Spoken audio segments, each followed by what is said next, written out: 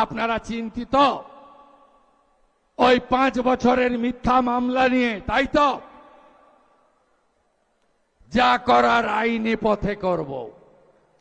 আমি জানি আমার 4000 কর্মীকে আপনারা মামলায় জড়িয়েছেন।